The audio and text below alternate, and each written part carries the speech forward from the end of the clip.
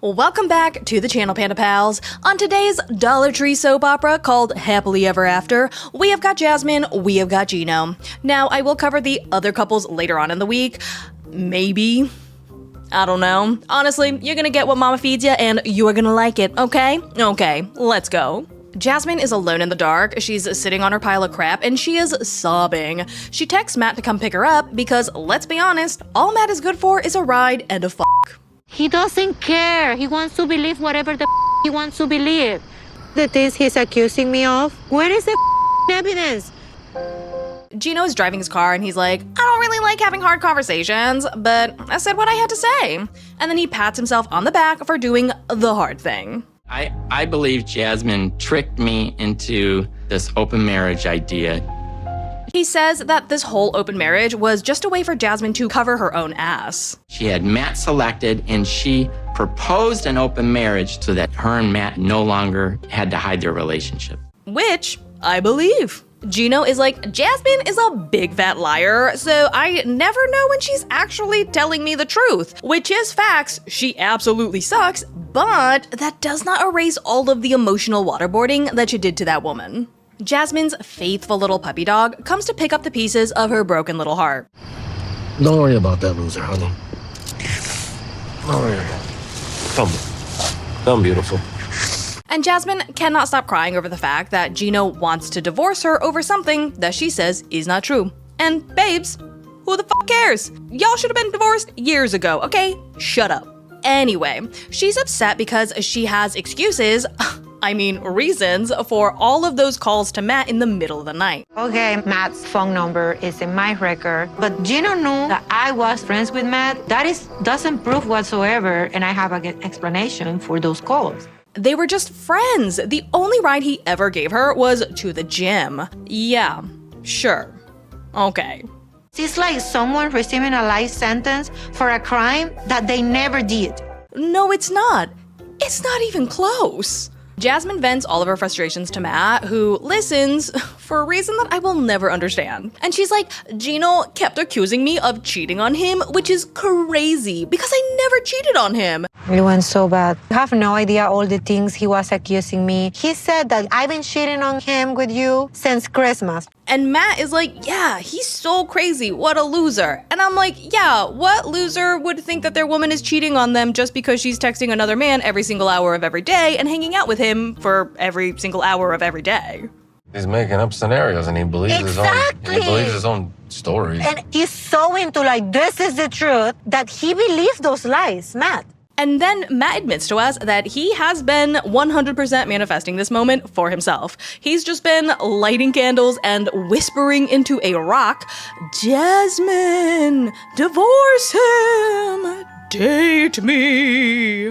I don't know why he sounds like a ghost, but that's what I imagine he would sound like when he makes his little Jasmine vision board, so whatever. I was expecting Gino to be Gino, talk to her like treat her like I'm the one that's picking up the pieces. I'm the one that's always supporting her. Matt is so in denial, and he's like, eventually, hopefully, I'm sure that Jasmine will look at me and see what a real man is supposed to look like.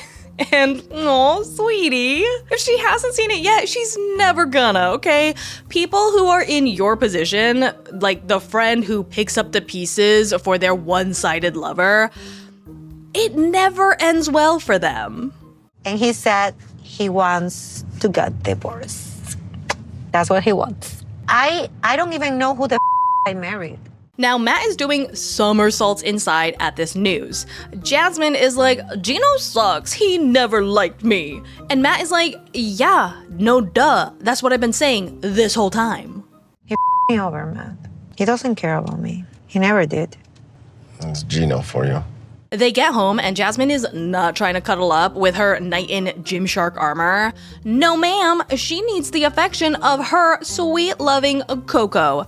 You're not even good enough for her to want to snuggle up with. What do you see in her? I need to know. Gino is like, I have an overwhelming amount of evidence and I can't live knowing what I know. There might be a small chance of hope for us, but I would say it's small. Small. No. bad boy. You take that small chance and you tie a block of cement to it and you throw it into one of them Great Lakes of Michigan. Gino is thrifting for a new coffee machine because she gave Jasmine's back to her, which, I mean, I wouldn't have done that, but I'm petty. Oh my gosh, Natalie would love this hat. She'd love to see me in this hat. And nothing but the hat. Ew, I just grossed myself out. Now, Gino hasn't spoken to Jasmine since he left her for dead in the parking lot of a Denny's, and he says that he hasn't started the paperwork for the divorce yet because hell is gonna freeze over before he gives Jasmine half of anything. I would prefer to wait for a recession because I don't want to share money with Jasmine for free. Which, honestly, I hate the man, but I would have probably done the same shit. Again, I am petty. Gino gives Natalie a call to give her a fashion show of all of the new wonderful hats he has found. Gosh. Oh, I like that one. Circle. Oh, there's the tail. Cute. Love it. Good for her for faking laughter like a champ. I am convinced that TLC gives her a bonus every single time she convinces this man that he is funny. Gino is on cloud 9. He says Natalie is amazing and he wants to date her so super duper freaking hard. But he's like, I gotta get to know her first because it's only been 3 whole days and, you know, I'm not that impulsive. I've only known Natalie for a few days. I need to get to know Natalie more so I can see if this relationship can go somewhere. Jasmine's... I mean, Natalie is like, LOL, so did you talk to Jasmine? And Gino's like, yeah, it kind of sounded like she wanted to reconcile. And Natalie is like, okay, and you said what?